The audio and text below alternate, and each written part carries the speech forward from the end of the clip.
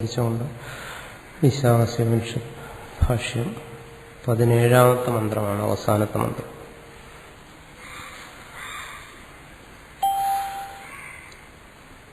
വായു അനിലം അമൃതമധേദം ഭസ്മാന്തം ശരീരം ഓം ക്രതോസ്മര കൃതം സ്മര ക്രതോസ്മര കൃതം സ്മര.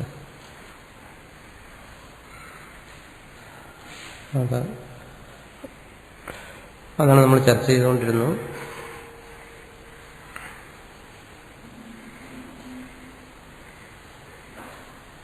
അതിന് ആദ്യത്തെ പാദം അതിന്റെ ഭാഷ നമ്മൾ വായിച്ചു. വായു, അതായത് പ്രാണൻ, ഈ വ്യഷ്ടി ശരീര പരിമിതിയെ വിട്ടിട്ട്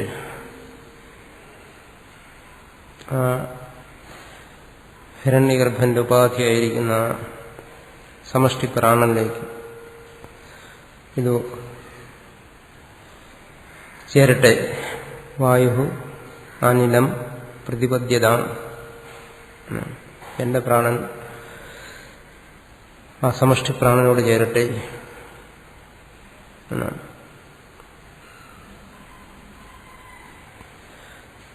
ഇതം ശരീരം, ഈ ശരീരം ഭസ്മാന്തം,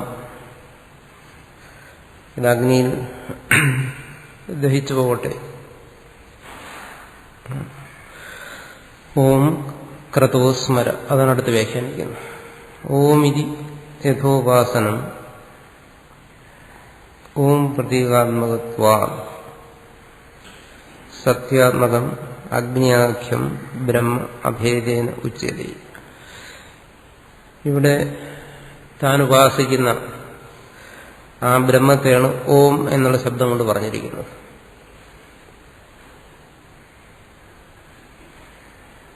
ഓം എന്ന് പറഞ്ഞാൽ ബ്രഹ്മം എന്ന് പറഞ്ഞാൽ ഓം ഇതി, ഓം എന്നുള്ളത് കൊണ്ട് ഇത് ഉപാസനം, തന്റെ ഉപാസനയ്ക്കനുസരിച്ച് എന്ന് പറയുമ്പോൾ ഇവിടെ ഹിരണ്യഗർഭ ഉപാസനയാണ്, കാര്യബ്രഹ്മ ഉപാസനയാണ്. കാര്യബ്രഹ്മത്തെ ഹിരണ്യഗർഭൻ.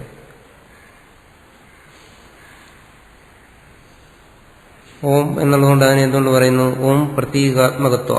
ഓം എന്ന് പറയുന്ന പ്രതീകത്തോടു കൂടിയതാണ്. ആ ബ്രഹ്മത്തിന്റെ പ്രതീകമാണ് ഓം. അത് കാരണബ്രഹ്മമായാലും ശരി, കാര്യബ്രഹ്മമായാലും ശരി, അവിടെ ഓം എന്ന് പറയുന്ന പ്രതീകം അതാണ് ഉപയോഗിക്കുന്നത്. സത്യാത്മകം, സത്യസ്വരൂപമാണ്.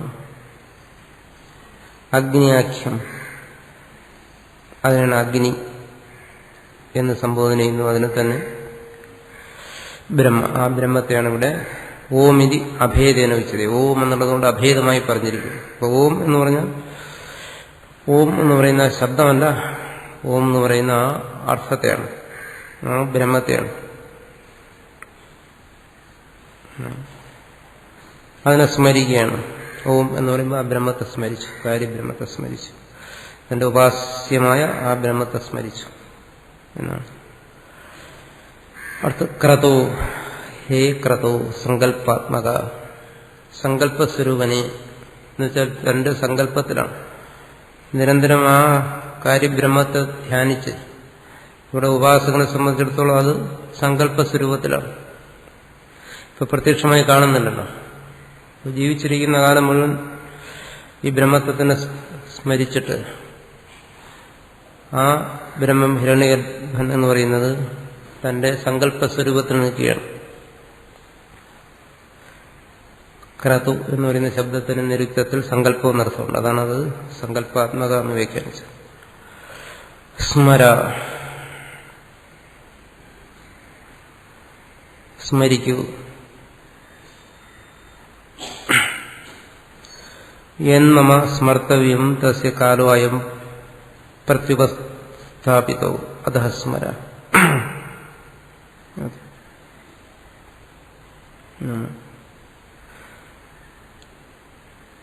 ഇവിടെ സങ്കല്പസ്വരൂപനായിരിക്കുന്ന തന്റെ മനസ്സിനോട് ആവശ്യപ്പെടുകയാണ്.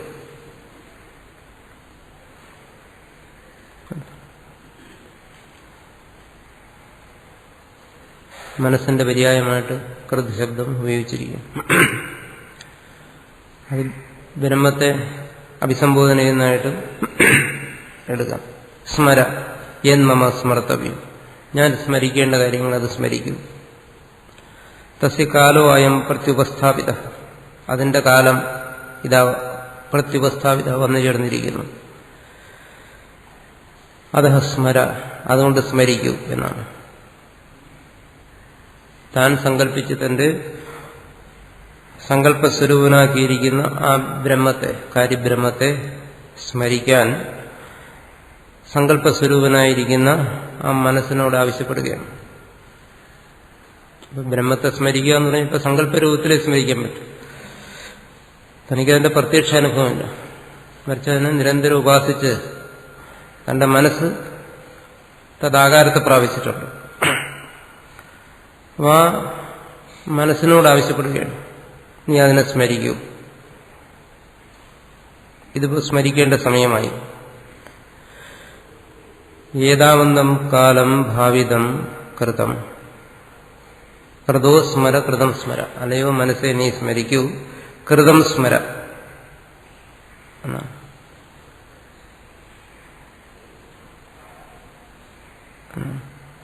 ഏതാവന്തം കാലം ഭാവിതം, ഇത്രയും കാലം ഞാൻ ഭാവിതം കൃതം ചെയ്തത്, എന്നുവെച്ചാൽ തന്റെ ഉപാസനയിലൂടെ താൻ ചെയ്തത്, അതാണ് ഇവിടെ ഉദ്ദേശിക്കുന്നത്. താൻ അനുഷ്ഠിച്ച കർമ്മങ്ങൾ ഇവിടെ പറയുന്നതിലൂടെ ജ്ഞാന കർമ്മ സമുച്ചയം അനുഷ്ഠിക്കുന്ന ആളിനെ കുറിച്ചാണ് പറയുന്നത്. ഞാൻ ഇത്രയും കാലം ചെയ്ത കർമ്മങ്ങളെയും ഞാൻ ഇത്രയും കാലം ചെയ്ത ഉപാസനയും അഗ്രേ സ്മര, തുടർന്ന് സ്മരിക്കൂ എന്നാണ്. ഇനി സ്മരിക്കൂ എന്നാണ്. മരിക്കേണ്ട സമയമായി. തന്റെ സംസ്കാരം ഭാവനയ്ക്കനുസരിച്ചാണ് ഇനി മുന്നോട്ടുള്ള ഗതി. അതുകൊണ്ട് താൻ ചെയ്ത കർമ്മങ്ങളെയും താൻ ചെയ്ത ഉപാസനകളെയും സ്മരിക്കണം എന്ന് മനസ്സിനോട് പറയണം. മനസ്സാണ് ആ പ്രവൃത്തിയെല്ലാം ചെയ്തത്. അതുകൊണ്ട് യത് മയാ ബാല്യപ്രഭൃതി അനുഷ്ഠിതം, ഇതെന്നാണോ മയാൽ എന്നാൽ ബാല്യപ്രവൃത്തി അനുഷ്ഠിതം, ബാല്യം മുതൽ അനുഷ്ഠിച്ചത്. ബാല്യപ്രഭൃതി അനുഷ്ഠിതം എന്ന് എന്തുകൊണ്ട് പറഞ്ഞു? ബാല്യത്തിൽ അനുഷ്ഠിച്ചതൊക്കെ ഉപാസനയാണ് ആണ്. അതുകൊണ്ടാണ് പറയുന്നത്. എന്തുകൊണ്ട്? ഇവിടെ ഈ ഉപാസകൻ എന്ന് പറയുന്നത് വൈദിക ധർമ്മം അനുസരിച്ച് ജീവിച്ച ആളാണ്, അതനുസരിച്ച് ജനിച്ച ആളാണ്. അപ്പൊ ജനനം മുതലേ ഉണ്ട് സംസ്കാരങ്ങൾ, ഷോഡശ സംസ്കാരങ്ങൾ, ചത്വാരിംശ സംസ്കാരങ്ങൾ എന്നൊക്കെ പറയുന്ന സംസ്കാരങ്ങളുണ്ട്. അങ്ങനെ ജനനം തന്നെ സംസ്കാരത്തിലൂടെയാണ് ആരംഭിച്ചിരിക്കുന്നത്. അത് കഴിഞ്ഞ് പിന്നെ ഉപനയനം, വേദാധ്യയനം, അങ്ങനെ തുടർന്നു വരികയാണ്. അപ്പൊ ബാല്യം മുതലേ അനുഷ്ഠിച്ചതെല്ലാം ഈ ഉപാസനയ്ക്ക് ഉതകുന്ന കാര്യങ്ങളാണ്, അല്ലെങ്കിൽ തന്റെ ജീവന്റെ ഊർധ്വഗതിക്ക് സഹായിക്കുന്ന കാര്യങ്ങളാണ്. അതുകൊണ്ടാണ് ബാല്യപ്രവൃത്തി അനുഷ്ഠിതം. കുട്ടിക്കാലം മുതലേ അനുഷ്ഠിച്ചതല്ല. കർമ്മ, ആ കർമ്മങ്ങളെല്ലാം തച്ച സ്മര, അതെല്ലാം സ്മരിക്കുക എന്നാണ്.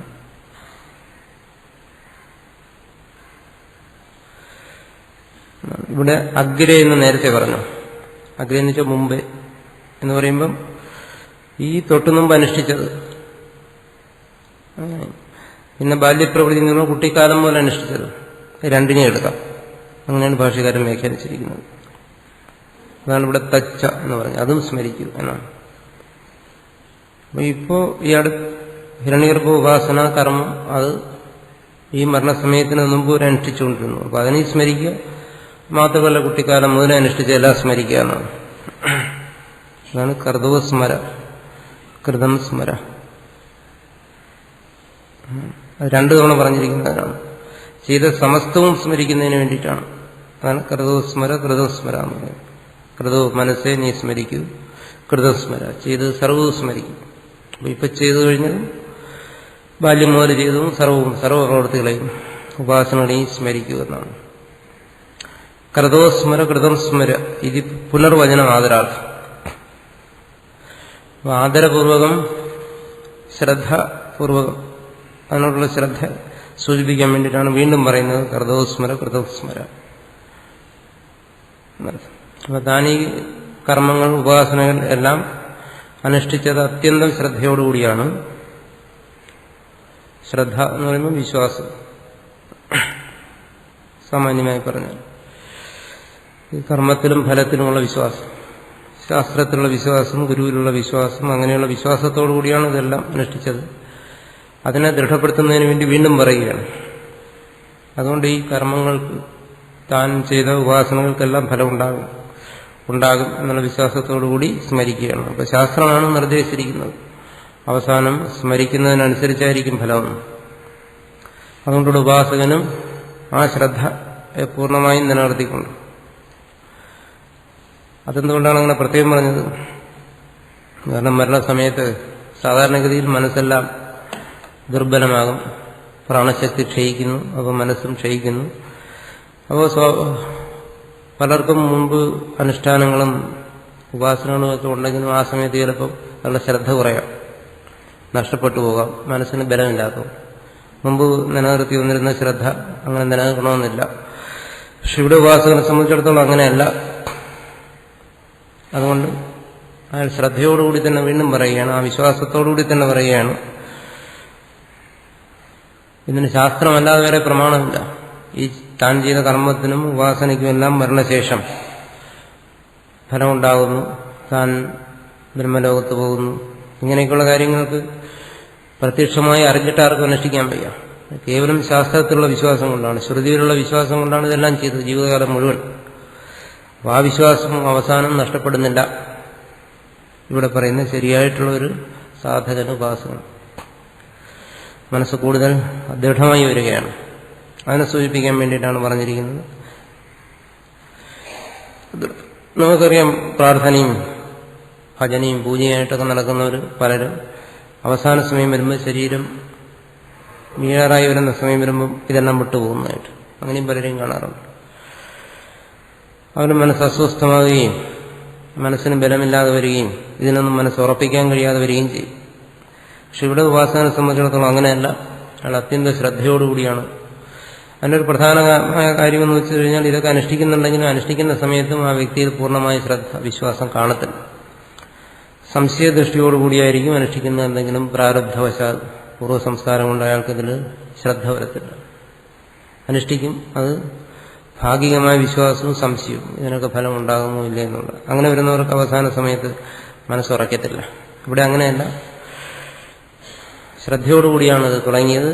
അതുകൊണ്ട് അവസാന സമയത്ത് ആ ശ്രദ്ധ നിലനിൽക്കുന്നതാണ് ഇവിടെ പുനർവചനം ആദരാർത്ഥം അത് പറഞ്ഞിരിക്കുന്നത്. വീണ്ടും പറയുകയാണ്,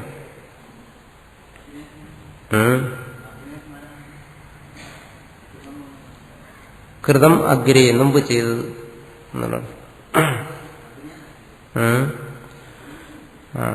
അതിന് വരാൻ പാഠഭേദമുണ്ട്. അത് അഗ്രേന്നും അഗ്നിയെന്നുമുണ്ട്, രണ്ടു തരത്തിലുണ്ട്. ഈ പുസ്തകത്തിൽ അഗ്രേന്നാണ്, ചിലയിൽ അഗ്രേന്നും ചിലയിൽ അഗ്നിയെന്നുമുണ്ട്, രണ്ടു തരത്തിലുണ്ട്. അങ്ങനെയെന്ന് വെച്ച് കഴിഞ്ഞാൽ ഇവിടെ സ്മരിക്കൂ. നേരത്തെ പറഞ്ഞല്ലോ, തന്റെ ഉപാസ്യദേവൻ, അതിന് ഇവിടെ തുടങ്ങുന്ന ഭാഗത്ത് പറഞ്ഞു അഗ്നിയാഖ്യം, സത്യാത്മകം അഗ്നിയാഖ്യം, അഗ്നി എന്ന് പേരുള്ളത് ഹിരണ്യഗർഭൻ, അഗ്നി നയ സുപധാരായി എന്ന് പറയുന്നത്. അതിന് ഇവിടെ ഇതിൽ പാഠം അഗ്രേ എന്നാണ്. അതുകൊണ്ട് രണ്ടു തരത്തിലുണ്ട് പാഠം. കൃതം അഗ്രേ സ്മര എന്നാണ്. അഗ്നി എന്നാണെങ്കിൽ അത് സംബോധന ചെയ്ത് പറയും, അങ്ങനെ താൻ ഇതുവരെ ചെയ്തതല്ല. അതനുസരിച്ച് ഇവിടെ ഭാഷയിൽ പറയുന്നു ബാല്യപ്രതിപൃതി അനുഷ്ഠിതം കർമ്മ തച്ച. അങ്ങനെ രണ്ടു തരത്തിലൂടെ, രണ്ടായാലും ഇവിടെ അർത്ഥം ഒന്ന് തന്നെ.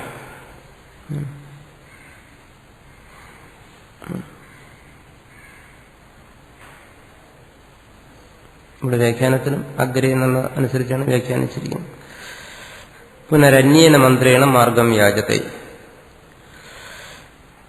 അപ്പൊ തന്റെ തന്നെ മനസ്സിനോട് പറയുന്നത് എല്ലാം സ്മരിക്കുക, സ്മരണയ്ക്കനുസരിച്ചാണ് എനിക്ക് പോകേണ്ടത് എന്ന് പറഞ്ഞിട്ട് അന്യേന മന്ത്രേണ, വേറൊരു മന്ത്രത്തിലൂടെ വീണ്ടും മാർഗയാചന നടത്തുന്നുണ്ട്.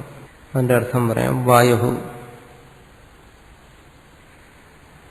പ്രാണൻ, അനിലം, സൂത്രാത്മാവിനെ, അമൃതം, അമൃതനായിരിക്കുന്ന സൂത്രാത്മാവിനെ പ്രാപിക്കട്ടെ. ഇതം ശരീരം, ഈ ശരീരം ഭസ്മാന്തം, ഭസ്മമായി തീരട്ടെ. ഓ സത്യമായ ബ്രഹ്മമേ, കൃതോ സങ്കല്പാത്മക സ്മര, കൃതം സ്മര, ചെയ്തതെല്ലാം സ്മരിക്കുക. ക്രതോസ്മര, സങ്കല്പാത്മക, ചെയ്തതെല്ലാം സ്മരിക്കുക. അതിനെ വീണ്ടും ആവർത്തിച്ചിരിക്കുന്നു. സങ്കല്പസ്വരൂപനായ മനസ്സ് എന്നർത്ഥം പറയുന്നു. അല്ലെങ്കിൽ സങ്കല്പ രൂപത്തിൽ നിൽക്കുന്ന ബ്രഹ്മമേ. രണ്ടു തരത്തിലുള്ള 18ാമത്തെ അവസാനത്തെ മന്ത്രം 18ആണ്. അഗ്നി നയ സുപധാരായി അസ്മാൻ വിശ്വാനി ദേവ വയുനാനി വിദ്വാൻ യോധ്യസ്മജ്ജുഹുരാണമേനോ ഭൂയിഷ്ഠാം തേ നമ ഉക്തിം വിധേമ. അഗ്നി നയ സുപഥ രായേ അസ്മാൻ വിശ്വാനി ദേവ വയുനാനി വിദ്വാൻ യുയോധി അസ്മത് ജുഹുരാണം. ജുഹുരാണം ഏനഹ, ഏനോ എന്നുള്ളത് ഏനഹ, ഏനസ് എന്ന് പറയുന്ന ശബ്ദമാണ്, പാപം എന്നർത്ഥം. ഭൂയിഷ്ഠാം തേ നമ ഉക്തിം വിധേമ. അഗ്നേനയ സുപധാരായേ അസ്മാൻ വിശ്വാനി ദേവ വയുനാനി വിദ്വാൻ യോധ്യസ്മജ്ജുഹുരാണമേനോ ഭൂയിഷ്ഠാം തേ നമ ഉക്തിം വിധേമ. ഹേ അഗ്നി, അല്ലയോ അഗ്നി,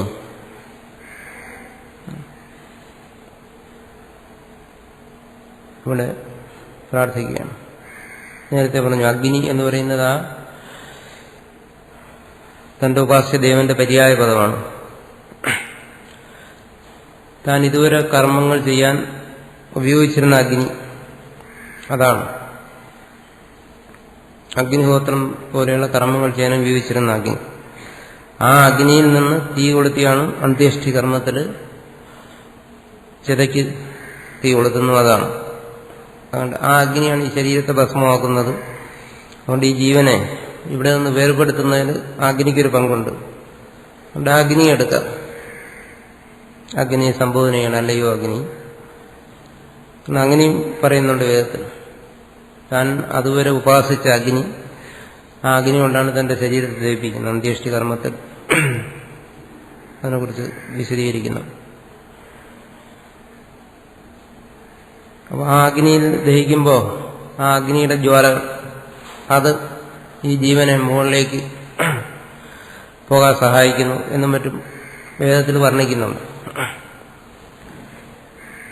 കാരണം ജീവൻ ഈ ശരീരം വിട്ടിട്ടും ഈ ശരീരത്തോട് ഉള്ള മമത കൊണ്ട് ഈ ശരീരത്തിനടുത്തിരുന്നു കഴിഞ്ഞാൽ ആ ശരീരത്തെ അഗ്നിയിൽ ദഹിപ്പിക്കുന്ന കാണുമ്പോൾ പിന്നെ ആ ജീവൻ പ്രതീക്ഷ നഷ്ടപ്പെടുന്നതിന് ഇവിടെ നിന്നിട്ട് കാര്യമുണ്ട്. ശരീരം പോയി. അപ്പോൾ ഈ ശരീരത്തെ വിട്ട് ആ ജീവൻ സഞ്ചരിക്കുന്നു എന്നാണ്. അപ്പോൾ അതിന് പ്രേരിപ്പിക്കുന്ന അഗ്നിയാണ്. അപ്പോൾ അഗ്നിയുടെ ജ്വാലകൾ മുകളിലേക്ക് ഇങ്ങനെ ജ്വലിക്കുന്നത് ആ ജീവൻ അവിടെ നിന്ന് മേളിലേക്ക് തള്ളിവിടാൻ വേണ്ടിയാണ്. ഇങ്ങനെയൊക്കെ സൂചിപ്പിക്കുന്ന ഭാഗങ്ങളുണ്ട് വേദത്തിൽ. അപ്പം അതെല്ലാം വെച്ചുകൊണ്ട് പറയണം, അല്ലയോ അഗ്നി നയ ഗമയ സുപഥ ശോഭനേന മാർഗേണ. അല്ലയോ അഗ്നി നയിക്കൂ, എന്നെ നയിക്കൂ എന്നാണ്. നയ ഗമയ, എങ്ങനെ? സുപഥ ശോഭനേന മാർഗേണ, ശോഭനമായ മാർഗത്തിലൂടെ. ശോഭനമായ മാർഗം എന്ന് പറയുന്നത് എന്താണ്? അത് ഭാഷ്യകാരൻ പറയുന്നു, സുപഥേതി വിശേഷണം ദക്ഷിണ മാർഗ നിവൃത്തിയർത്ഥം. സുപഥ സുപഥ എന്ന് പറഞ്ഞു. സു എന്നൊരു വിശേഷണം കൊടുത്തു. നല്ല മാർഗമെന്നാണ്. നല്ല മാർഗം എന്നതിന് പറഞ്ഞു. കാരണം രണ്ട് മാർഗങ്ങളുണ്ട്. ഒന്ന് ദക്ഷിണമാർഗവും മറ്റൊന്ന് ഉത്തരമാർഗവും. ദക്ഷിണായനം ഉത്തരായണം എന്ന് പറയും. അപ്പൊ സുപഥ എന്ന് സു എന്ന് വിശേഷിപ്പിച്ച് പറഞ്ഞിരിക്കുന്നതിന് വേണ്ടി ദക്ഷിണമാർഗം നിവൃത്തിയർത്ഥം, ദക്ഷിണമാർഗത്തെ ഒഴിവാക്കാൻ വേണ്ടിയിട്ടാണ്. അതായത് ഉത്തരായണ മാർഗത്തിലൂടെ എന്നെ നയിക്കൂ എന്നാണ്.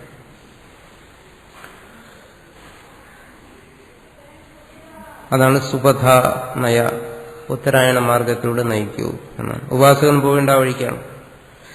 നിർവിണ്ണോഹം ദക്ഷിണേന മാർഗേണ ഗതാഗത ലക്ഷണേന അതഃ യാജേ ത്വാം പുനഃ പുനർ ഗമനാഗമനവർജിതേന ശോഭനേന പഥാനയ.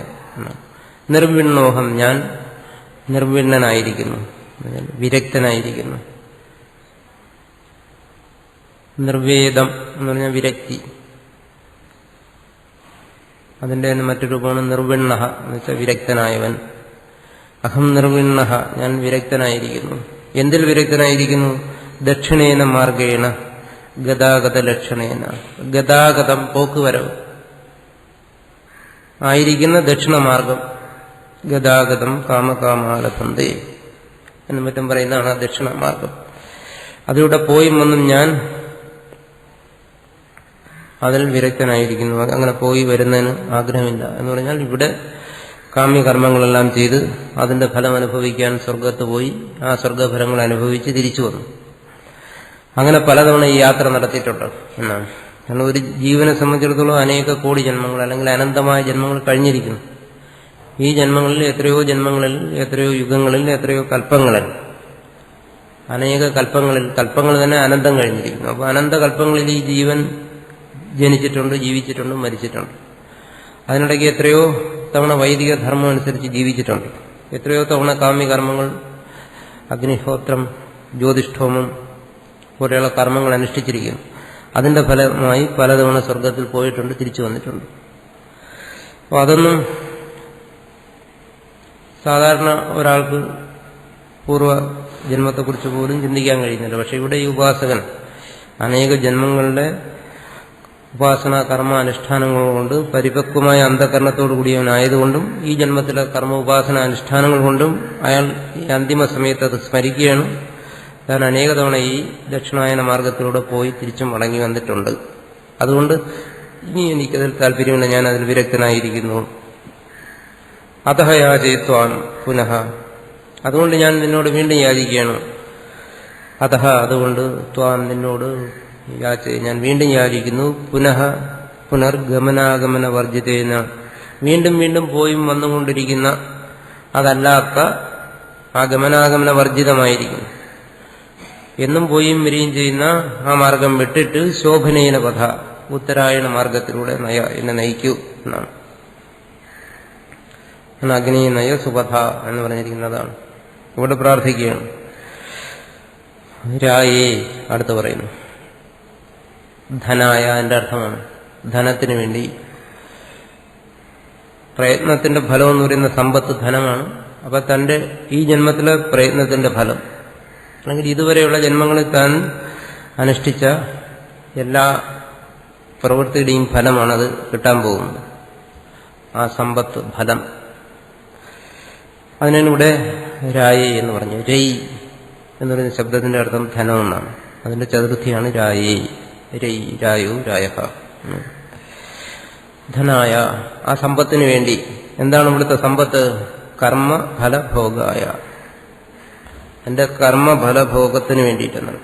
എന്നുവെച്ചാൽ കർമ്മ ഉപാസന, ഉപാസനയെല്ലാം ചേർത്ത് പറഞ്ഞിരിക്കുകയാണ്. കർമ്മ ഉപാസനകളുടെ ഫലം അതനുഭവിക്കാൻ വേണ്ടി എന്നർത്ഥം.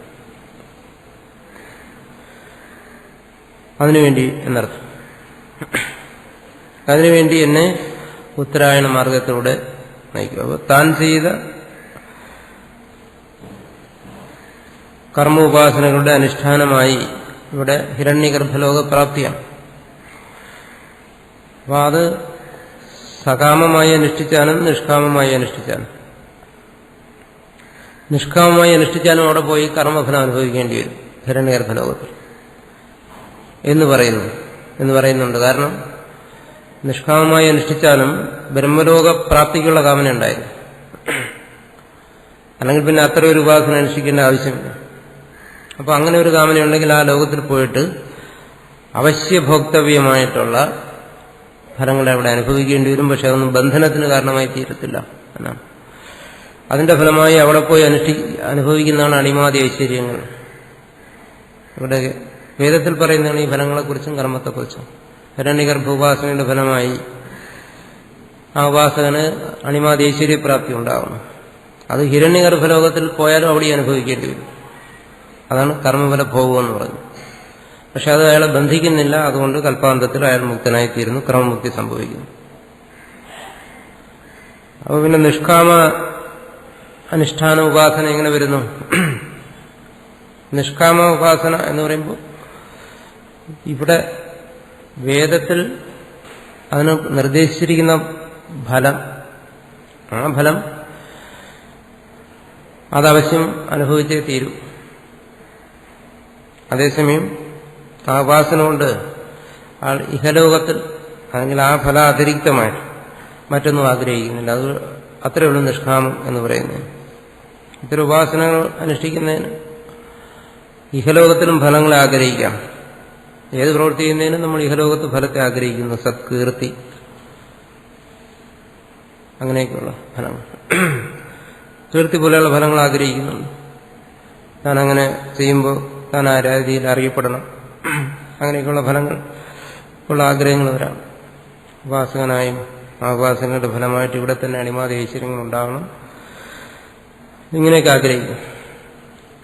അപ്പോൾ ഇത്തരം യാതൊരു തരത്തിലുള്ള കാമനകളും ഇല്ല എങ്കിലും ശാസ്ത്രം നിർദ്ദേശിച്ചിരിക്കുന്ന ഫലം അതനുഭവിക്കേണ്ടി വരും. പക്ഷെ ഇവിടെ നിഷ്കാമമായി അനുഷ്ഠിക്കുന്നതുകൊണ്ട് അതൊന്നും ബന്ധത്തിന് കാരണമാകുന്നില്ല. അതുകൊണ്ട് ഈ വിഷയത്തെക്കുറിച്ച് പറയുന്നത് എന്താണ്? അങ്ങനെയുള്ള ലോകത്ത് പോയി കഴിഞ്ഞാലും അവിടെ അവശ്യം ഭോക്തവ്യമായിട്ടുള്ള ഫലങ്ങൾ അവിടെ അനുഭവിക്കേണ്ടി വരും. അതിന്റെ അവസാനം അയാൾക്ക് മോക്ഷം ലഭിക്കുന്നു എന്നർത്ഥം. അതുകൊണ്ടാണ് ഇവിടെ കർമ്മഫല ഭോഗായ എന്ന് പറഞ്ഞത്. ആ ഫലം അവിടെ അനുഭവിക്കേണ്ടി വരുന്നു എന്നാണ്. അനുഭവിക്കേണ്ടി വരുന്നു എന്ന് വെച്ചാൽ അതുകൊണ്ട് ദോഷമില്ല എന്നാണ്. രാജി കർമ്മഫലങ്ങളെ, ഞാൻ ചെയ്ത ഉപാസന കർമ്മങ്ങളുടെ ഫലത്തെ അനുഭവിക്കുന്നതിന് വേണ്ടി എന്നെ ഉത്തരായണ മാർഗത്തിലൂടെ നയിക്കുക എന്നാണ്.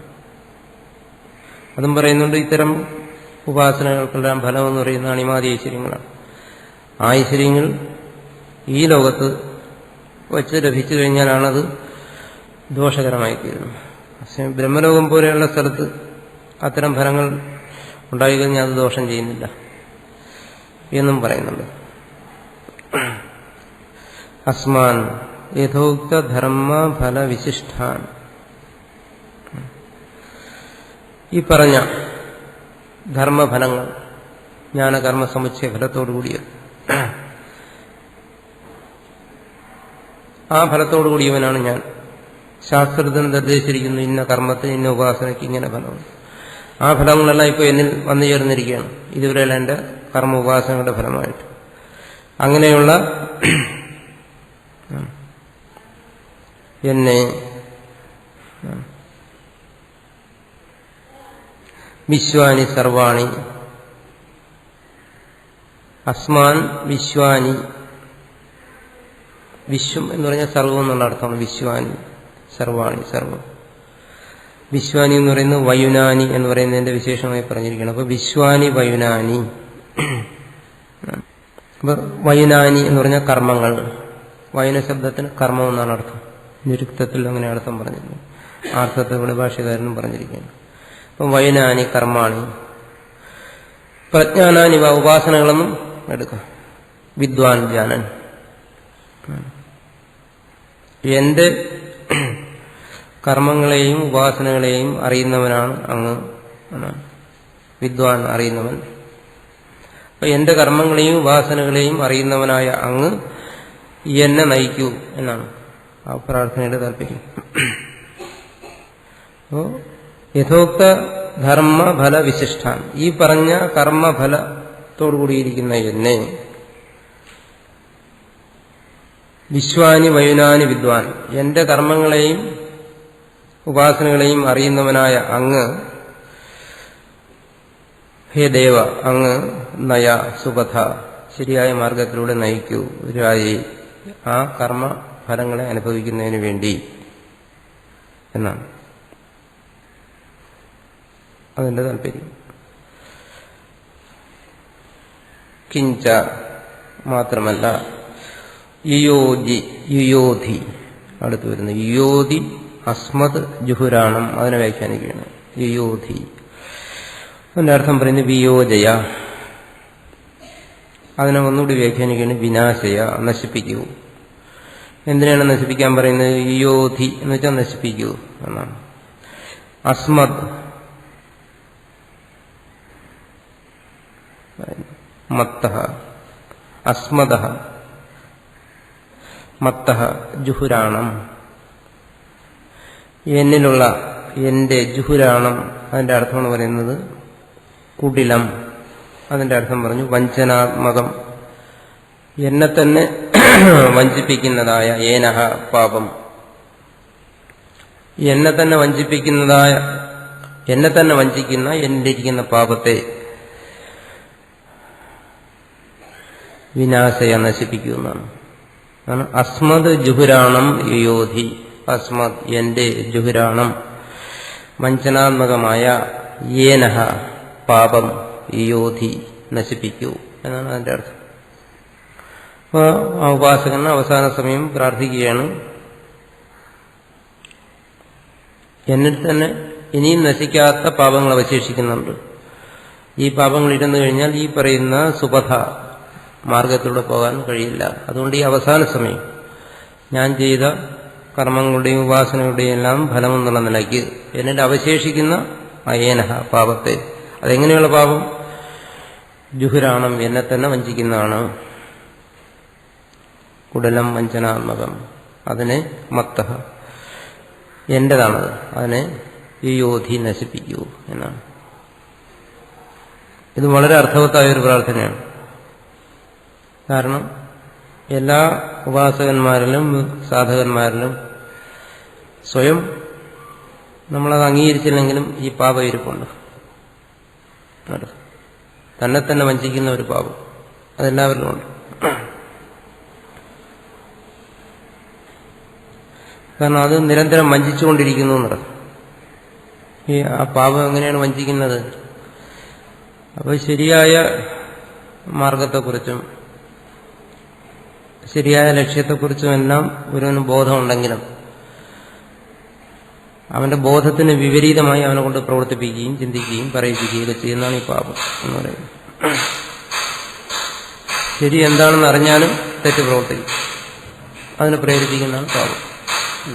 പാപം എന്ന് പറയുന്നത് അതിനാണ് വഞ്ചിക്കുക എന്ന് പറയുന്നത്. നമ്മൾ നമ്മളെ തന്നെ വഞ്ചിക്കുക എന്ന് പറഞ്ഞാൽ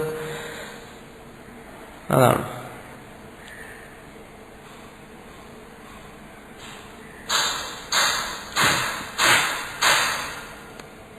അതാണ് ആ പാപത്തിന്റെ പ്രത്യേകത, സ്വയം വഞ്ചിക്കുന്ന സ്വഭാവത്തോടുകൂടി. അത് ഒരു തരത്തിലല്ലെങ്കിൽ വേറൊരു തരത്തിൽ ആ പാപം എന്ന് പറയുന്നത് നിരന്തരം ആത്മവഞ്ചനയ്ക്ക് പ്രേരിപ്പിച്ചുകൊണ്ടേയിരിക്കും.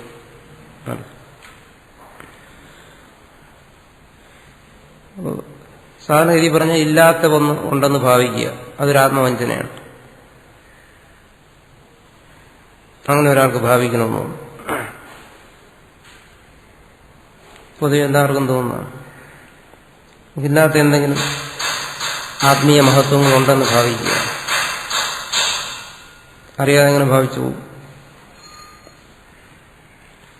ഒറ്റയ്ക്കല്ല, ഭക്തന്മാരാരെങ്കിലും ഉണ്ടെങ്കിൽ. അപ്പോൾ ഇത് എന്താണ്? ഇത് ആത്മവഞ്ചനയാണ്. ഒരു ഏന ഭാവം ഉള്ളിലിരുന്നുകൊണ്ട് അതിന് പ്രേരിപ്പിക്കുന്നതാണ്. കാരണം അങ്ങനെ എന്തിനാ അത് പ്രേരിപ്പിക്കുന്നു? കാരണം ലോകപൂജ, ബഹുമാനം, ലോക ആദരവ്, കീർത്തി, ഇതൊക്കെ ആഗ്രഹിച്ചുകൊണ്ട് ഇല്ലാത്തതൊക്കെ ഉണ്ടെന്ന് ഭാവിക്കും. ഇത് ആത്മവഞ്ചനയാണ്. അങ്ങനെ ഭാവിക്കുന്നു. സ്വയം അറിയാമൊന്നുമില്ല എന്നത് അങ്ങനെ ഭാവിക്കുന്നു. അതീന്ദ്രിയ ജ്ഞാനമില്ല എങ്കിലും ഉണ്ടെന്ന് ഭാവിക്കും. അങ്ങനെയുള്ള ഒരുപാട് കാര്യങ്ങളിൽ സാധാരണ സാധകന്മാര് അങ്ങനെ ഭാവിക്കും. അതാണ് വഞ്ചനാത്മകമായ ഏന സംഭവം. ഇല്ലാത്ത മഹത്വങ്ങൾ പ്രകടിപ്പിക്കാൻ ശ്രമിക്കും. സ്വയം അറിയാം അത്തരം മഹത്വമൊന്നും ഇല്ല, പക്ഷെ എന്നാലും പ്രകടിപ്പിക്കാൻ ശ്രമിക്കും. മറ്റുള്ളവരുടെ ശ്രദ്ധയെ തന്നിലേക്ക് ആകർഷിക്കാൻ വേണ്ടി. അപ്പൊ ഇത്തരത്തിൽ നിരന്തരം ആത്മവഞ്ചന നടത്തിക്കൊണ്ടിരിക്കുന്നത് എന്താണ്, അല്ലെങ്കിൽ നടത്തിപ്പിക്കുന്നത് എന്താണ്? ഉള്ളിലിരിക്കുന്ന പാപമാണ്. അതിനെ ഇനി എങ്കിലും നശിപ്പിക്കുക എന്ന് തന്റെ ഉപാസ്യദേവനോട് പ്രാർത്ഥിക്കുകയാണ്. അതുകൊണ്ടെന്ത് വരുന്നു? തതോയം വിശുദ്ധാഹ സന്തഃ ഇഷ്ടം പ്രാപ്സ്യാമ. ഇത് തടസ്സമായി നിൽക്കുകയാണ്. തതഹ, ആ പാപം കൂടി നശിച്ചു കഴിഞ്ഞാൽ തന്നെ തന്നെ വഞ്ചിക്കുന്നതായ ആ പാപം,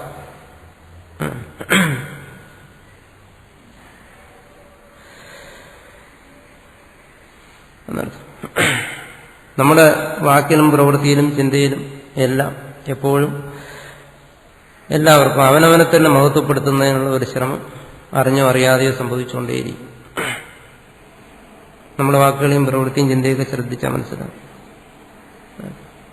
തന്നിലെ എന്തെങ്കിലും ഒരു മഹത്വത്തെ അന്യനിലേക്കൊന്ന് പകരാനുള്ള ഒരു വ്യഗ്രത ഏത് സമയവും മനസ്സിലിങ്ങനെ വന്നുകൊണ്ടിരിക്കും. ഏതെങ്കിലും തരത്തിൽ അന്യനെ ഒന്ന് ബോധ്യപ്പെടുത്തുക, എനിക്ക് ഇന്ന ഇന്ന വിശേഷതകളുണ്ട്, ഞാൻ പഠിച്ചിട്ടുണ്ട്, അല്ലെങ്കിൽ ഞാൻ സാധന അനുഷ്ഠിച്ചിട്ടുണ്ട്, അല്ലെങ്കിൽ എനിക്ക് എൻ്റെ ഗുരുവിൻ്റെ പ്രത്യേക അനുഗ്രഹം കിട്ടിയ ആളാണ്. ഇങ്ങനെ ഏതെങ്കിലും തരത്തിലൊരു മഹത്വത്തെ മറ്റുള്ളവനിലേക്കൊന്ന് പ്രസരിപ്പിക്കാൻ, മറ്റുള്ളവനൊന്ന് ബോധ്യപ്പെടുത്താൻ അറിഞ്ഞോ അറിയാതെയോ ഉള്ള ഒരു ശ്രമം നമ്മുടെ ഉള്ളിൽ നിന്ന്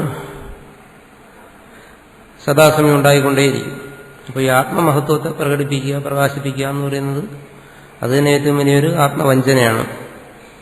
അപ്പോൾ അതുകൂടെ പോകണം. തതഹ, അതിന് പ്രേരിപ്പിക്കുന്ന എന്താണ്? ഉള്ളിലിരിക്കുന്ന പാപമാണ്. വയം വിശുദ്ധ സന്തഃ, വിശുദ്ധന്മാരായി. അതുകൂടെ നശിച്ചിട്ടാണ് വിശുദ്ധനാകുന്നത്. വിശുദ്ധനാണെന്ന് നമ്മൾ ഭാവിച്ചുകൊണ്ട് വിശുദ്ധിയാകുന്നത്. ഞാൻ വിശുദ്ധനാണ്, പരമസാത്വികനാണ്. സംഭാഷണം കൊണ്ടും പ്രവൃത്തിയും കൊണ്ടും നമ്മളതിനെ ശാസ്ത്രം ബോധിപ്പിക്കുന്ന എന്താണ്? നീ പരമസാത്വികനായിരിക്കണമെന്നാണ്. നമ്മൾ ശ്രമിക്കുന്ന എന്താണ്? നമ്മുടെ സാത്വികതയെ മറ്റുള്ളവനെ ബോധ്യപ്പെടുത്താനാണ് ശ്രമിക്കുന്നത്.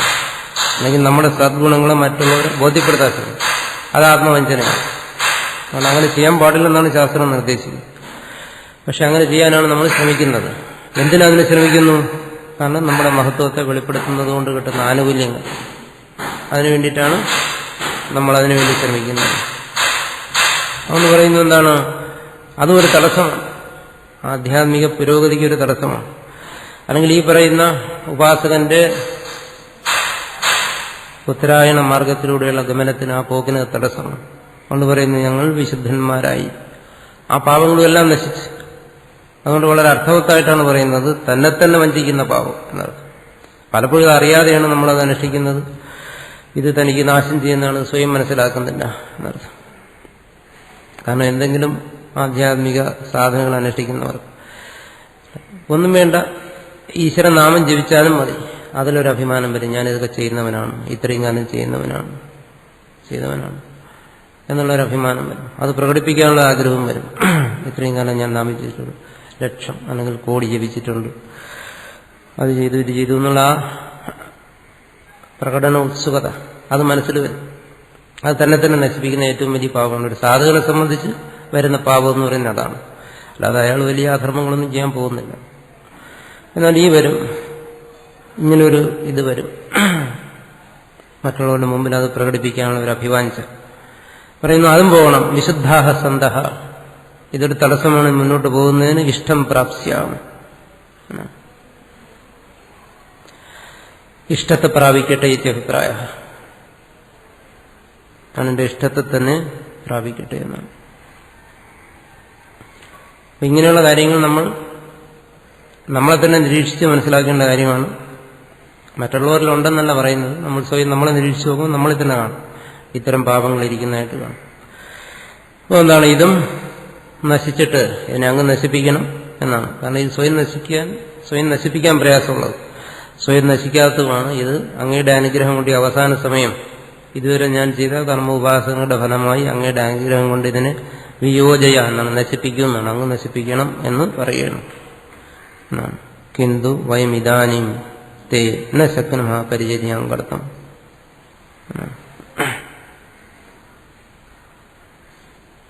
അതുകൊണ്ടെന്ത് വരുന്നു? ഇദാനീം ഇപ്പോൾ തേ നിന്റെ പരിചര്യാം കർത്തം പരിചരിക്കുന്നതിന് എന്നെ ശക്തിമ എനിക്ക് ശക്തിയില്ല. എന്നെ പൂർണ്ണമായി പരിചരിക്കുന്നതിനുള്ള ശക്തി വേണമെങ്കിൽ എന്നിലിരിക്കുന്ന ഈ പാപങ്ങൾ കൂടിപ്പോണം എന്നാണ്. ഈ പാപങ്ങൾ ഇരിക്കുന്നതുകൊണ്ട് തന്നെ എന്ത് വരുന്നു, എനിക്ക് നിന്നെ പൂർണ്ണമായി നിന്റെ സേവയിൽ പരിചര്യയിൽ മുഴുകാൻ കഴിയുന്നില്ല എന്നർത്ഥം.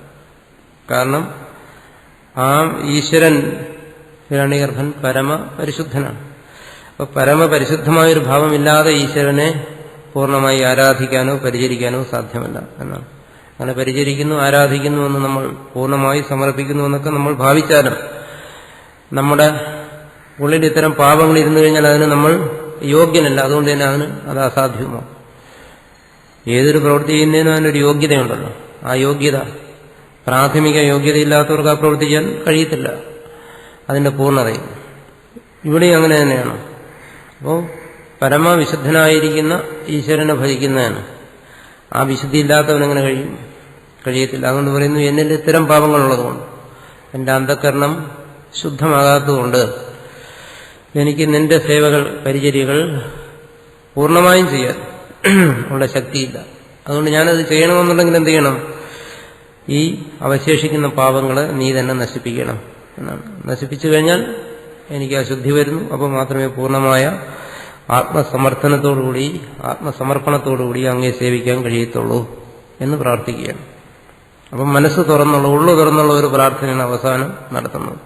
കാരണം എന്തെങ്കിലും ദോഷങ്ങൾ അവശേഷിക്കുന്നുണ്ടെങ്കിൽ അത് നശിക്കട്ടെ, അത് നശിച്ചിട്ട് പൂർണ്ണമായും ആ സമർപ്പണം ഉണ്ടാകട്ടെ എന്നുള്ള രീതിയിലാണ് അവസാനം പ്രാർത്ഥിക്കുന്നത്. കാരണം നമ്മൾ പൂർണ്ണമായി സമർപ്പിച്ച് ഈശ്വരന് അല്ലെങ്കിൽ ഗുരുവിന് എല്ലാം പൂർണ്ണമായി സമർപ്പിച്ച് ജീവിക്കുന്നു എന്ന് ഒരാൾ കരുതി ജീവിച്ചാലും അയാളുടെ ഉള്ളിലിരിക്കുന്ന ഇത്തരം പാപങ്ങളെ അയാൾ തിരിച്ചറിയണമെന്നില്ല.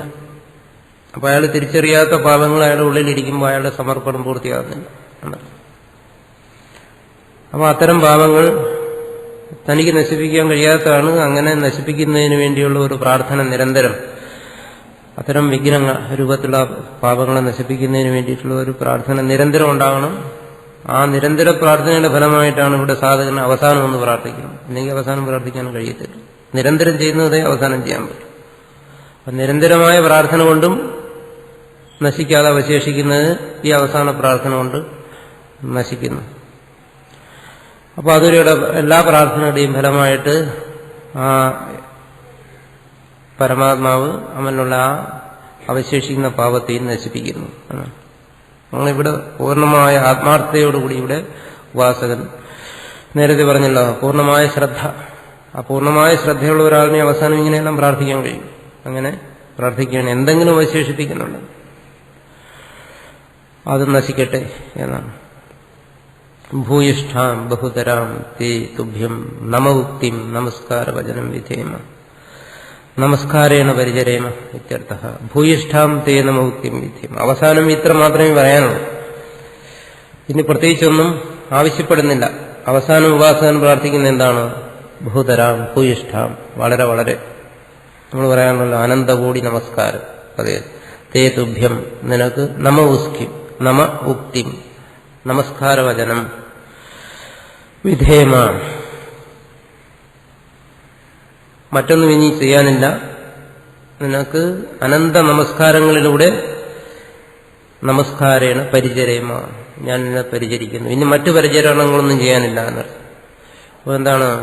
അനന്തകോടി നമസ്കാരങ്ങളിലൂടെ നിന്നെ പരിചരിക്കുന്നു എന്നാണ്. വിധേമ എന്ന് പറയുന്ന ശബ്ദത്തിനും നിരുക്തത്തിൽ പരിചരിക്കുക എന്നാണ് അർത്ഥം പറഞ്ഞിരിക്കുന്നത്. അതേ അർത്ഥം ഭാഷ്യകാരൻ പറഞ്ഞിരിക്കുകയാണ്. അനന്തകോടി നമസ്കാരങ്ങളിലൂടെ നിന്നെ പരിചരിക്കുന്നു എന്നർത്ഥം. അന്തിമമായ പ്രാർത്ഥന അതാണ്. മറ്റൊന്നും എന്നോട് അവകാശപ്പെടാനില്ല, ആവശ്യപ്പെടുന്നില്ല. അവസാനം നിന്നെ നമസ്കരിച്ചുകൊണ്ട് യാത്രയാകുന്നു എന്ന് പറയുകയാണ്.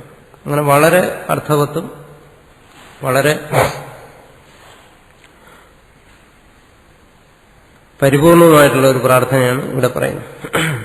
ഇത് മരണസമയത്ത് ചൊല്ലേണ്ടതാണ്. പക്ഷെ മരണസമയം എപ്പോഴാണെന്ന് തിരിച്ചറിയാൻ വയ്യാത്തതുകൊണ്ട് എപ്പോഴും ചൊല്ലുന്നത് നല്ലതാണ്. അപ്പം നിരന്തരം ചൊല്ലേണ്ട ഒരു പ്രാർത്ഥനയാണ്.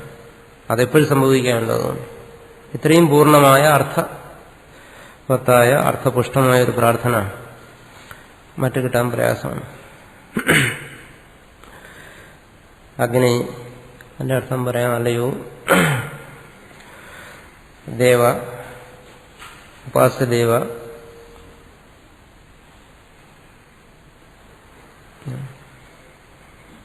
രായി ഞാൻ ചെയ്ത കർമ്മങ്ങളുടെയും ഉപാസനകളുടെയും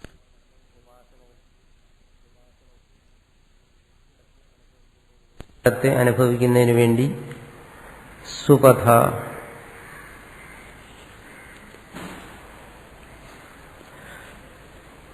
ഭാഷകാരൻ പറഞ്ഞിരിക്കുന്നതനുസരിച്ച് ഉത്തരായണ മാർഗത്തിലൂടെ എന്നെ നയിക്കൂ. ദേവ, അല്ലയോ ദേവ, അസ്മാൻ അനേക കർമ്മങ്ങളോടും ഉപാസനകളോടും ഇരിക്കുന്നവനായ എന്റെ വിശ്വാനി വൈനാനി എല്ലാ കർമ്മങ്ങളെയും ഉപാസനകളെയും വിദ്വാൻ അറിയുന്നവനാണ് അങ്ങ്. എന്റെ എല്ലാ കർമ്മങ്ങളും അങ്ങ് അറിയുന്നവനാണ്. അതുകൊണ്ട് അസ്മത് എന്റെ ജുഹുരാണം ഏനഹ ആത്മവഞ്ചന ചെയ്യിപ്പിക്കുന്നതായി പാപത്തെ യോധി നശിപ്പിക്കൂ. തേ നിനക്ക് ഭൂയിഷ്ഠാം വളരെ വളരെ നമോക്തിയും നമസ്കാരോക്തികൾ കൊണ്ട് വിധേമ ഞാൻ നിന്നെ പരിചരിക്കട്ടെ എന്നാണ് മന്ത്രത്തിന്റെ അർത്ഥം. അങ്ങനെ ഈ 18 മന്ത്രങ്ങളുടെയും വ്യാഖ്യാനം പൂർത്തിയാക്കിയിട്ട് അടുത്ത് അന്തിമമായി ഗ്രന്ഥത്തിന്റെ താല്പര്യത്തെ ഒന്ന് പറയുകയാണ്. താൻ ഇതുവരെ വ്യാഖ്യാനിച്ചതിൽ വന്ന ചില ഭാഗങ്ങൾ ഒന്ന് സ്പഷ്ടമാക്കേണ്ടടുത്ത് അടുത്ത ഭാഷ്യത്തിൽ അവിദ്യയാ മൃത്യും തീർത്വാ വിദ്യയാ അമൃതമശ്രതേ വിനാശേന മൃത്യും തീർത്വാ സംഭൂത്യ അമൃതമശ്രതേ ഇതി ശ്രുത്വാ കേചിത് സംശയം കുറുവന്തി. ഈ 2 ഭാഗങ്ങൾ ഇത് വിവാദമുള്ള ഭാഗങ്ങളാണ്. ഈ ഭാഗങ്ങളെ കേട്ടിട്ട് ചിലർ സംശയിക്കും എന്നാണ് ഇത് കേട്ടത്. സംശയിക്കുന്നു എന്ന് പറഞ്ഞാൽ ഇനി സംശയിക്കും എന്റെ ഈ ഭാഷ്യം. ഇത് ശ്രുത്വ എന്ന് പറഞ്ഞാൽ തന്റെ ഈ ഭാഷ്യം കേട്ടിട്ട് ചിലർക്ക് സംശയം വരും. അതുകൊണ്ട് തന്നിരാകരണാർത്ഥം അങ്ങനെയുള്ള സംശയങ്ങളെ നിരാകരിക്കുന്നതിന് വേണ്ടി സംക്ഷേപത ചുരുക്കമായി വിചാരണം കരിഷ്യാമഹ വിചാരം ചെയ്യാം എന്നാണ്. അത് ഇതുവരെ പറഞ്ഞ കാര്യത്തെയാണ് ഇവിടെ പറയുന്നത്. ഇവിടെ പുതുതായൊരു കാര്യം പറയുന്നില്ല ഇനി ഭാഷ്യത്തിൽ. തത്രതാവത് കിന്നിമിത്ത സംശയിച്ചത് എന്തുകൊണ്ടാണ് ഇങ്ങനെ ഒരു സംശയം ഉണ്ടാകുന്നത്? ഈ ഭാഗത്തിൽ തന്റെ ഭാഷ്യത്തിൽ ഒരു സംശയം എന്തുകൊണ്ടുണ്ടാകുന്നു? എന്താണ് ആ സംശയം? അതാണ് അടുത്ത് പറയുന്നത്. വിദ്യാശബ്ദേന മുഖ്യ പരമാത്മവിദ്യയവ കസ്മാന്ന ഗ്രഹ്യതേ അമൃതത്വം ച. ഇവിടെ വിദ്യയ അമൃതം അശ്വന്തേ എന്ന് പറയുന്നിടത്ത് വിദ്യ എന്നുള്ളത് കൊണ്ട് ആത്മവിദ്യ പരമാത്മജ്ഞാനം എന്നുള്ള അർത്ഥം അങ്ങ് എന്തുകൊണ്ട് സ്വീകരിച്ചില്ല? അമൃതത്വം എന്ന് പറഞ്ഞെടുത്ത് മോക്ഷം എന്നുള്ള അർത്ഥം എന്തുകൊണ്ട് സ്വീകരിച്ചില്ല എന്നാണ് ഭാഷ്യകാരനോട് അർത്ഥം പറഞ്ഞത്. വിദ്യ എന്ന് പറഞ്ഞാൽ ഉപാസന, അമൃതത്വം എന്ന് പറയുന്നത് ആപേക്ഷികമായ അമൃതത്വം, ഉപാസനയുടെ ഫലമായി കിട്ടാവുന്ന ഫലം. അത് ഹിരണ്യഗർഭലോകപ്രാപ്തി വരെ ആകാം. അങ്ങനെയുള്ള ഫലത്തെ പറഞ്ഞു, മോക്ഷത്തെ അവിടെ പറഞ്ഞു. എന്തുകൊണ്ട് അങ്ങനെ വ്യാഖ്യാനിച്ചു എന്നാണ്. വിദ്യ എന്ന് പറഞ്ഞു കഴിഞ്ഞാൽ ആത്മജ്ഞാനമൊന്നും അമൃതത്വം എന്ന് പറഞ്ഞാൽ മോക്ഷമൊന്നും വ്യാഖ്യാനിക്കാമായിരുന്നു എന്നാണ്. വിദ്യാശബ്ദേന മുഖ്യ പരമാത്മവിദ്യ ഏവ മുഖ്യയായ പരമാത്മവിദ്യയെ തന്നെ കസ്മാന്ന ഗ്രഹി എന്തുകൊണ്ട് ഗ്രഹിച്ചില്ല? അമൃതത്വം ച മോക്ഷത്തെയും.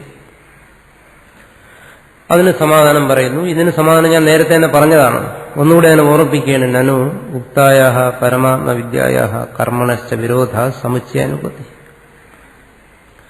പറഞ്ഞു ഈ പറഞ്ഞ പരമാത്മവിദ്യയും കർമ്മവും തമ്മിൽ പരസ്പര വിരോധമുള്ളതുകൊണ്ട് സമുച്ചയം സാധ്യമല്ല. അവിടെ സമുച്ചയത്തെക്കുറിച്ചാണ് പറഞ്ഞിരിക്കുന്നത്. യസ്തദ്വേദ ഉഭയം സഹ എന്ന് പറഞ്ഞു. ആരാണോ കർമ്മവും വിദ്യയും ഒരുമിച്ച് അനുഷ്ഠിക്കുന്നതെന്ന് പറഞ്ഞു.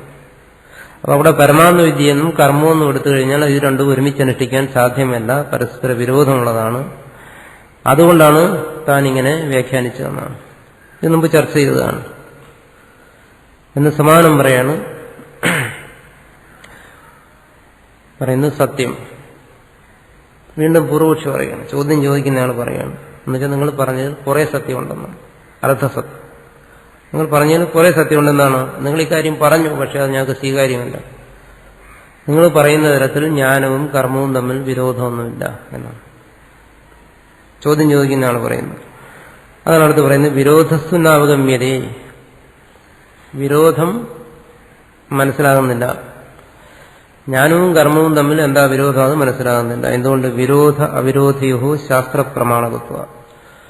ഒരിടത്ത് വിരോധമുണ്ടോ വിരോധമില്ലേ എന്നുള്ളതിന് ശാസ്ത്രമാണ് പ്രമാണം. ജ്ഞാനവും കർമ്മവും തമ്മിൽ വിരോധമുണ്ടെന്നുള്ളതിന് ശാസ്ത്രം പ്രമാണമല്ല എന്നാണ്. എന്നുവെച്ചാൽ ജ്ഞാനവും കർമ്മവും ഒരേ സമയം ഒരാൾക്കാകാം, ഗൃഹസ്ഥാശ്രമവും സന്യാസവും ഒരുമിച്ചാകാം എന്നാണ്. അതിനെ നിഷേധിക്കുന്നു. ഇവിടെ ഇപ്പോൾ അതിനെ തന്നെ പൂർവപക്ഷി വിശദീകരിക്കുകയാണ്. യഥാ അവിദ്യാനുഷ്ഠാനം വിദ്യ ഉപാസനം ച ശാസ്ത്രപ്രമാണകം തഥാ തദ്വിരോധ അവിരോധവും അപി. പറയുന്നു, അവിദ്യാനുഷ്ഠാനം കർമാനുഷ്ഠാനവും വിദ്യ ഉപാസനയും ശാസ്ത്രമാണ് പ്രമാണം. അതുകൊണ്ട് അതിന്റെ വിരോധ അവിരോധങ്ങൾക്കും ശാസ്ത്രം പ്രമാണമാണെന്ന് വെച്ചാൽ അതിൽ അവിരോധമുണ്ടെന്നർത്ഥം. എന്നുവെച്ചാൽ ഒരുമിച്ചാകാമെന്നർത്ഥം. വിരോധത്തിനും അവിരോധത്തിനും ശാസ്ത്രം പ്രമാണമാണെന്ന് പറഞ്ഞാൽ എന്താണ്? അതൊരു ഉദാഹരണത്തിലൂടെ പറയുന്നു. അടുത്ത് യഥാച ന ഹിംസ്യ സർവാഭൂതാനീതി ശാസ്ത്രാദവഗതം പുനഃ ശാസ്ത്രേനൈവ ബാധ്യതേ അധ്വരേ പശും ഹിംസ്യാദിതി. ഇവിടെ വിരോധാവിരോധം രണ്ടും വരാം. അതായത് വിരോധം വരുന്ന സ്ഥലമുണ്ട്, അവിരോധം വരുന്ന സ്ഥലമുണ്ട്, വിരോധ അവിരോധം വരുന്ന സ്ഥലങ്ങളുമുണ്ട്. അതാണ് ഇവിടെ പറഞ്ഞിരിക്കുന്നത്. വിരോധ അവിരോധം വരുന്നത് എങ്ങനെയാണ് എന്ന് പറഞ്ഞാൽ എന്താണ്? വേദത്തിൽ പറഞ്ഞിരിക്കുന്നു, മാ ഹിംസ്യാദ് സർവാഭൂതാനി, ഒരു പ്രാണികളെയും കൊല്ലരുതെന്ന് പറഞ്ഞു. അപ്പോൾ ഹിംസ എന്ന് പറഞ്ഞത് വേദത്തിൽ നിഷേധിച്ചിരിക്കുകയാണ്. അപ്പോൾ ഹിംസിച്ചു കഴിഞ്ഞാൽ അവിടെ വിരോധം വരും, വേദവിധിയുമായിട്ട് വിരോധം വരും, ഹിംസ എവിടെയെങ്കിലും നടന്നു കഴിഞ്ഞാൽ. പക്ഷെ വേദത്തിൽ തന്നെ പറഞ്ഞിരിക്കുന്നു എന്താണ്? അധ്വരേ പശും ഹിംസ്യാത്. വേദത്തിൽ പറയുന്നതിന്റെ താല്പര്യമാണ് അധ്വരത്തിൽ, യാഗത്തിൽ പശും മൃഗത്തെ ഹിംസിക്കാം. അത് വേദത്തിൽ വിധിച്ചിരിക്കുന്നു. അപ്പൊ ഇവിടെ നേരത്തെ പറഞ്ഞതിന് വിരോധം വരുമോ? അതിനെക്കുറിച്ച് പൂർവ്വമീമാംസകർ ഇതിനെക്കുറിച്ച് ചിന്തിച്ചിട്ട് അവർ പറഞ്ഞിരിക്കുന്നത് എന്താണ്? യാഗത്തിൽ പശുവിനെ കൊല്ലുക എന്ന് പറയുന്നത്, കൊല്ലൽ എന്ന് പറയുന്ന ആ ഭാഗത്തിൽ ഹിംസയുണ്ട്. കാരണം കൊല്ലുന്ന എവിടെയാണ് ഹിംസ തന്നെയാണ്. കൊല്ലുക എന്ന് പറയുന്നത് ഒരു പ്രാണി ഹിംസിക്കുകയാണ്. അപ്പൊ അതിൽ അവിടെ ഹിംസ എന്ന് പറയുന്ന ഒരു അംശമുണ്ട്, എങ്കിലും അവിടെ അഹിംസയുണ്ട്. എന്തുകൊണ്ട്? അവർ പറയുന്നത് ഹിംസ എന്ന് പറയുന്നത് പാപജനകം ആയിരിക്കണം, പാപത്തെ ഉണ്ടാക്കുന്നതായിരിക്കണം. അപ്പൊ ഒരു പ്രാണിയെ എവിടെയെങ്കിലും വെച്ച് കൊന്നുകഴിഞ്ഞാൽ അത് പാപത്തെ ഉണ്ടാക്കും, പാപജനകമാണ്. അതുകൊണ്ട് അത് ഹിംസയാണ്. ആ ഹിംസ പാപജനകമാണ്. പക്ഷേ യാഗത്തിൽ പ്രാണിയെ കൊല്ലാൻ വിധിച്ചിരിക്കുകയാണ്. വിധിച്ച ഒരു കർമ്മത്തിൽ നിന്നും പാപം ഉണ്ടാകത്തില്ല, നിഷിദ്ധമായ കർമ്മത്തിൽ നിന്നേ പാപം ഉണ്ടാകത്തില്ല. സുരാം എന്ന പിബേയെന്ന് പറയും, മദ്യം കുടിക്കരുതെന്ന് പറയും, കുടിച്ചാൽ പാപം ഉണ്ടാകും. അത് പാപജനകമാണ്, നിഷേധം. വിധി പാപജനകമല്ല, നിഷേധം പാപജനകമാണ്. ഇതൊക്കെ മീമാംസകരുടെ സിദ്ധാന്തമാണ്, പൂർവ്വമീമാംസകരുടെ. അപ്പൊ യാഗത്തിൽ പശുവിനെ കൊന്നുകഴിഞ്ഞാൽ അത് പശു എന്ന് വെച്ചാൽ മൃഗമാണ്. പശു എന്ന് പറഞ്ഞാൽ മലയാളത്തിലെ പശുവല്ല, ആടാണ് ഇവിടെ ഉദ്ദേശിക്കുന്നത്. ആട് അല്ലെങ്കിൽ കുതിര, അതിനെയൊക്കെയാണ് യാഗത്തിൽ കൊല്ലുന്നത്. അപ്പോൾ ഇവിടെ യാഗത്തിൽ മൃഗത്തെ കൊന്നുകഴിഞ്ഞാൽ അത് വിധിച്ചതായതുകൊണ്ട് പാപ അജനകമാണ്. അതുകൊണ്ട് അത് അഹിംസയാണെന്നാണ് മീമാംസകർ പറയുന്നത്. അപ്പം മാ ഹിംസ്യ സർവാഭൂതാനി, പ്രാണികളെയൊന്നും കൊല്ലരുതെന്ന് പറഞ്ഞതിന് ആയിട്ട് ഇതിന് വിരോധം വരുന്നു, അവിരോധം വരുന്നു എന്നാണ് അടുത്ത് ചിന്തിക്കുന്നത്. യാഗത്തിൽ പശുവിനെ കൊല്ലാൻ പറഞ്ഞു, വേദത്തിൽ തന്നെ പറഞ്ഞു ഒരു പ്രാണികളെയും കൊല്ലരുതെന്ന്. അപ്പൊ യാഗത്തിൽ നടക്കുന്ന ഈ കൊല്ലൽ, ഇതുമായിട്ട് കൊല്ലരുതെന്ന് പറയുന്ന വിധിക്ക് വിരോധം വരുന്നു, അവിരോധം വരുന്നു. അതിന് മീമാംസകർ പറയുന്നത് വിരോധ അവിരോധം വരുന്നു എന്നാണ്. രണ്ടും വരുന്നു എന്നാണ്. വിരോധം വരുന്ന എങ്ങനെ? കൊല്ലുന്നു. കൊല്ലുക എന്ന് പറയുന്ന ഹിംസയാണല്ലോ. അപ്പോൾ മാ ഹിംസ്യാതെന്ന് പറഞ്ഞാൽ കൊല്ലരുതെന്ന് പറഞ്ഞതിന് വിരോധം വരുന്നു കൊല്ലുമ്പോൾ. അവിരോധം എങ്ങനെ വരുന്നു? കാരണം ഇത് പാപജനകമല്ല, അതുകൊണ്ട് ഇത് സാധാരണ ഹിംസയല്ല. അതുകൊണ്ട് മാ ഹിംസ്യാതെന്ന് പറഞ്ഞതുമായിട്ട് അവിടെ നിഷേധിച്ചതിനെ പാപത്തെ ഉണ്ടാക്കുന്ന ഹിംസകളെയാണ് നിഷേധിച്ചിരിക്കുന്നത്. ഇവിടുത്തെ ഹിംസ പാപത്തെ ഉണ്ടാക്കുന്നില്ല, അതുകൊണ്ട് ഇവിടെ അവിരോധം വരുന്നു. അപ്പോൾ വിരോധ അവിരോധമാണ് വരുന്നതെന്നാണ് അവർ പറയുന്നത്. ഒരുപാട് തല പോവച്ച് കണ്ടുപിടിച്ചാണ് വിരോധ അവിരോധം. അത് തന്നെ ഇവിടെയും പറയുന്നു. അതുപോലെ എന്താണ്, വിരോധമാണോ അവിരോധമാണോ വിരോധ അവിരോധമാണോ എന്നുള്ളതിന് ശാസ്ത്ര പ്രമാണത്തിലൂടെ വേണം പരിശോധിക്കാൻ. അതെങ്ങനെ പരിശോധിച്ചിരിക്കുന്നു? മാ ഹിംസ്യാ സർവഭൂതാനിന്നും അധ്വരേ പശും ഹിംസ്യാദ് എന്നുള്ളതും തമ്മിൽ രണ്ടും കൂടി അതിനെക്കുറിച്ച് ചിന്തിച്ചു കഴിഞ്ഞപ്പോൾ മനസ്സിലായി അവിടെ വിരോധ അവിരോധമാണ്.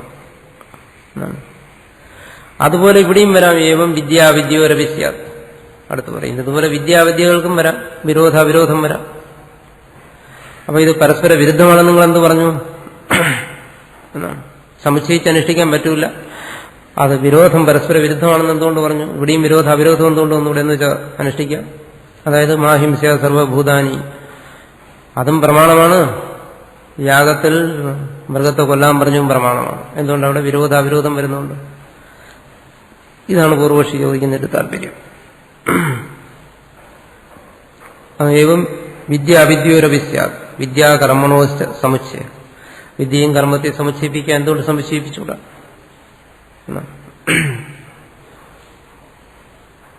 അതായത് രണ്ടും ഒരാൾക്ക് അനുഷ്ഠിക്കാൻ പറ്റത്തില്ല. രണ്ടിന്റെയും സ്വഭാവം വേറെ വേറെയാണ്. അതുകൊണ്ട് ഇത് തമ്മിൽ വിരോധമുണ്ട്. പക്ഷേ സമുച്ചയിച്ച് അനുഷ്ഠിക്കാൻ യസ്തദ്വേദ ഉഭയം സഹ എന്ന് പറഞ്ഞിരിക്കുന്നുണ്ട്. ഇത് ഒരുമിച്ച് അനുഷ്ഠിക്കുകയും ചെയ്യാം. അപ്പോൾ വിരോധ അവിരോധം വന്നു എന്നാണ് പൂർവക്ഷി പറയുന്നത്. അതിനെ നിഷേധിക്കുന്നത് ശരിയല്ല. അത് ശരിയല്ല. ദൂരമേതേ വിപരീതേ വിഷൂജി അവിദ്യായാച വിദ്യ ഇതി ശ്രുതേ. കഠോപനിഷത്തിൽ പറയുന്നുണ്ട്, ഏതേ ഈ ജ്ഞാനവും കർമ്മവും ദൂരം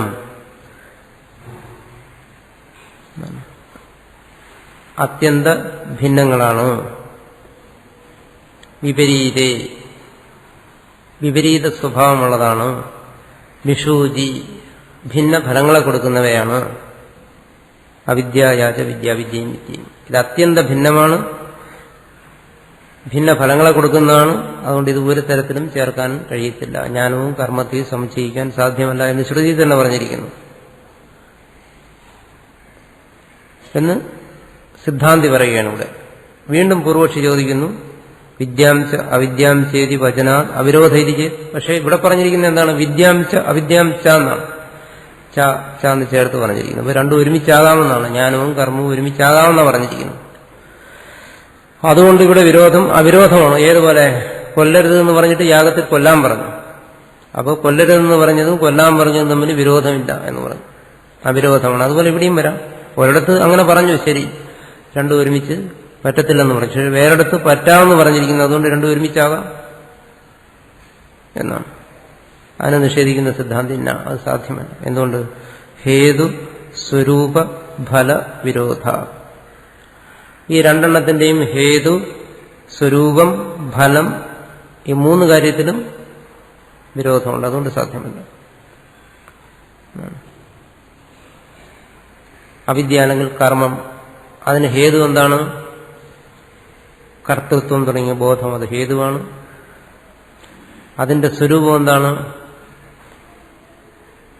കർത്തൃത്വ ബോധത്തോടുകൂടിയുള്ള കർമാനുഷ്ഠാനങ്ങളാണ്. അഗ്നിഹോത്രാദി കർമാനുഷ്ഠാനങ്ങളാണ് അതിന്റെ സ്വരൂപം. അതിന്റെ ഫലം എന്താണ്? സ്വർഗാദി ഫലം. അതാണ് കർമ്മത്തെ സംബന്ധിച്ച്. ജ്ഞാനത്തെ സംബന്ധിച്ചാണെങ്കിലോ ജ്ഞാനത്തിന് ഹേതു എന്താണ്? മുമുക്ഷുത്വം, സാധന ചതുഷ്ടയ സമ്പത്തി, ഇതൊക്കെയാണ് അതിന്റെ ഹേതു. അതിന്റെ സ്വരൂപം എന്താണ്? ജീവാത്മ പരമാത്മ ഏകത്വ ബോധം, അതാണ് അതിന്റെ സ്വരൂപം. താൻ അകർത്താവാണ്, അഭോക്താവാണ് എന്നും മറ്റുള്ള ജ്ഞാനമാണ് അതിന്റെ സ്വരൂപം. അതിന്റെ ഫലം എന്താണ്? മോക്ഷം. അപ്പൊ ഹേതു, സ്വരൂപം, ഫലം ഈ മൂന്ന് കാര്യങ്ങളിലും കർമ്മവും ജ്ഞാനവും തമ്മിൽ വിരോധമുണ്ട്. രണ്ടും വേറെ വേറെയാണ്. അതുകൊണ്ടാണ് ഇത് ഒരുമിച്ച് അനുഷ്ഠിക്കാൻ പറ്റത്തില്ല, ഒരാൾക്ക് അനുഷ്ഠിക്കാൻ പറ്റത്തില്ല എന്ന് പറയുന്നത്. കർമ്മത്തിന് ഹേതു കർത്തൃത്വം,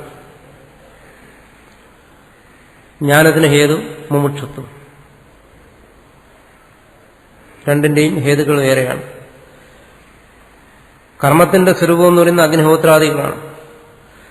ജ്ഞാനത്തിന്റെ സ്വരൂപമാണെങ്കിലോ ജീവാത്മ പരമാത്മേകത്വം, താൻ അകർത്താവാണെന്നുള്ള ബോധം. ഇതെങ്ങനെ യോജിപ്പിക്കാൻ പറ്റും? കർമ്മത്തിന്റെ ഫലം സ്വർഗവും മറ്റുമാണ്, ജ്ഞാനത്തിന്റെ ഫലമോ മോക്ഷമാണ്. അതാണ് വിശദീകരിക്കുന്നിടത്ത് വിദ്യ അവിദ്യ വിരോധ അവിരോധയോർ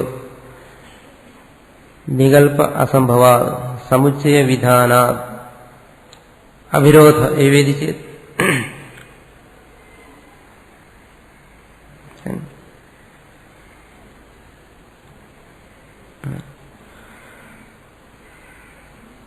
പറയുന്നു. വിദ്യ അവിദ്യ വിരോധ അവിരോധയോ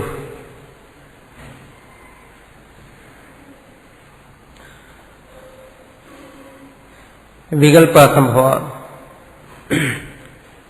വിദ്യ അവിദ്യ, ഇതിൽ വിദ്യ വേണോ അവിദ്യ വേണോ? ഇത് തമ്മിൽ വിരോധമാണോ അവിരോധമാണോ? ഇതിലൊന്നും വികല്പങ്ങളെ ഇല്ല, മറിച്ച് സമുച്ചയ വിധാനം, സമുച്ചയിച്ചാണ് വിധിച്ചിരിക്കുന്നത്. അതായത് ഒരാൾക്ക് വിദ്യ, ഒരാൾക്ക് അവിദ്യ എന്നിങ്ങനെ വേർതിരിച്ച് വിധിച്ചിട്ടില്ല, മറിച്ച് സമുച്ചയിച്ചാണ് വിധിച്ചിരിക്കുന്നത് രണ്ടും. അതുകൊണ്ട് ഇവിടെ അങ്ങനെ ഒരു വികല്പമേ വരുന്നില്ല.